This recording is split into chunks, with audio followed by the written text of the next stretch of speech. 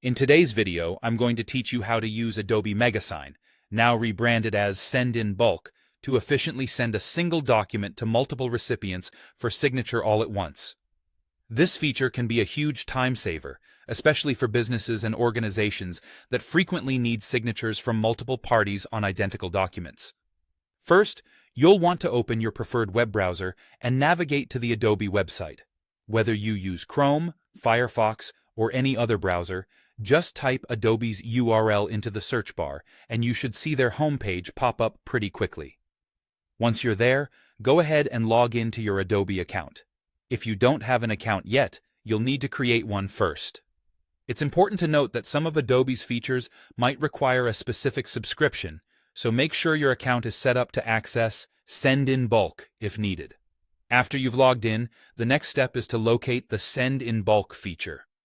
Previously known as Mega Sign, this feature is specifically designed for sending documents to multiple recipients simultaneously. It may be nested under a menu related to document management or e-signatures, so take a moment to familiarize yourself with the interface if this is your first time using it. Once you've found it, it's time to upload your CSV file. This file should include all relevant details for each recipient, such as their email addresses, names, and any custom messages you might wish to include. Essentially, your CSV acts as a blueprint that tells Adobe who to send the documents to and what specifics each recipient needs. Next, you'll upload the document that you want everyone to sign. Whether it's a contract, agreement, or form, make sure it's finalized and ready for digital signatures before moving forward.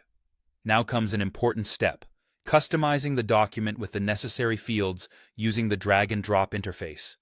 This interface is quite intuitive, allowing you to effortlessly add signature blocks, text fields, date fields, or any other input areas your recipients need to fill out.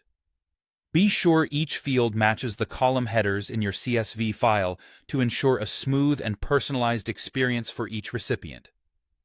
After checking that everything is in place and looking good, it's time for a final review.